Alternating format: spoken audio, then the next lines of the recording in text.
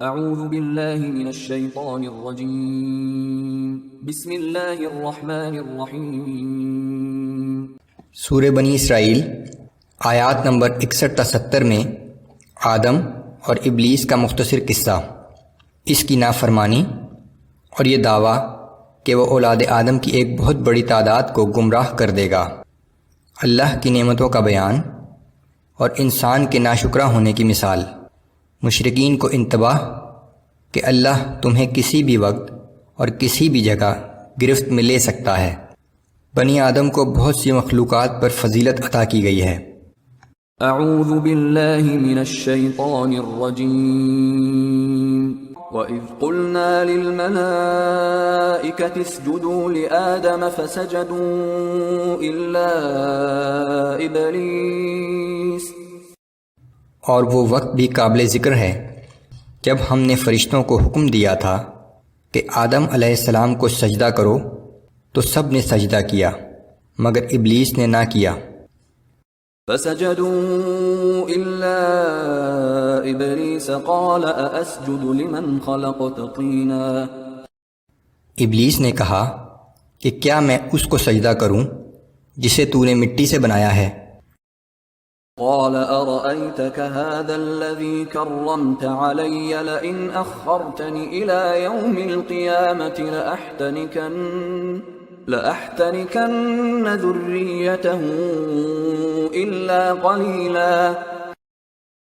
اور پھر بولا کہ بھلا دیکھ تو صحیح، کیا یہ اس قابل تھا کہ تو اسے مجھ پر فوقیت دیتا؟ اگر تو مجھے روز قیامت تک کی مہلت دے تو میں تھوڑے سے لوگوں کے علاوہ اس کی ساری اولاد کو اپنے بس میں کر لوں گا۔ قال اذهب فمن تبعك منهم فإن جهنم جزاؤكم جزاء موفورا۔ اللہ نے فرمایا کہ جا تجھے مہلت دی جاتی ہے، پھر ان میں سے جو شخص بھی تیری پیروی کرے گا تو بے شک تجھ سمیت ان سب کے لیے جہنم ہی بھرپور جزا ہے۔ واستفزز من استطعت منهم بصوتك وأجلب عليهم بخيلك ورجلك وشاركهم في الأموال والأولاد وعدهم۔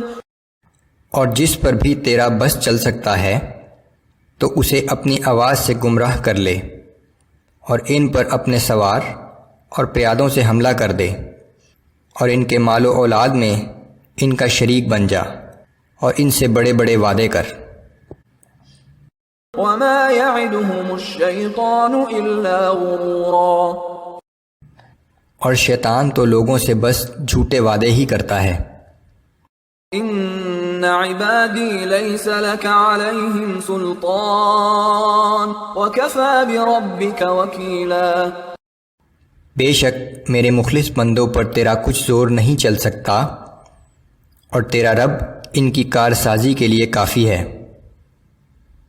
ربكم الذي يزجي لكم الفلك في البحر لتبتغوا من فضله انه كان بكم رحيما۔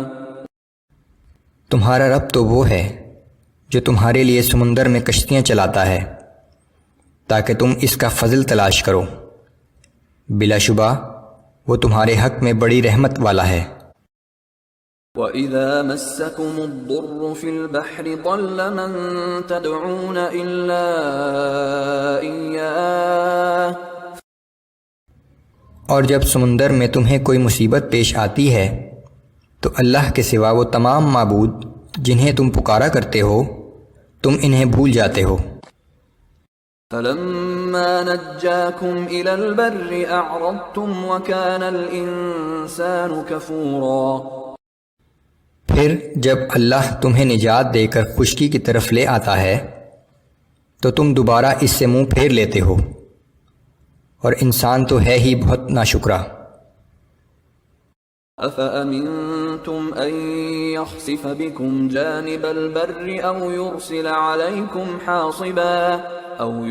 عَلَيْكُمْ حَاصِبًا ثُمَّ لَا تَجِدُوا لَكُمْ وَكِيلًا۔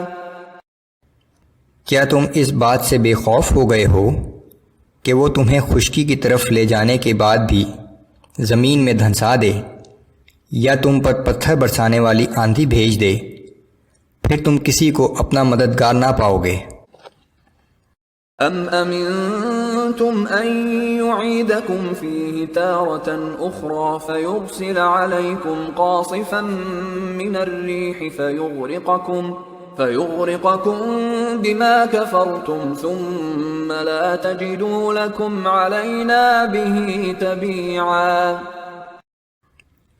یا تم اس بات سے بے خوف ہو گئے ہو کہ وہ تمہیں دوبارہ اسی سمندر میں لے جائے اور تمہاری ناشکری کے بدلے تم پر سخت طوفانی ہوا بھیج کر تمہیں غرق کر دے، اور اس بربادی پر تمہیں ہم سے کوئی انتقام لینے والا بھی نہ ملے۔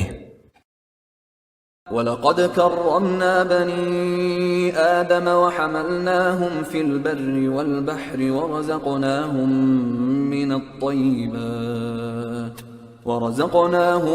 مِنَ الطَّيِّبَاتِ وَفَضَّلْنَاهُمْ عَلَى كَثِيرٍ مِّمَّنْ خَلَقْنَا تَفْضِيلًا۔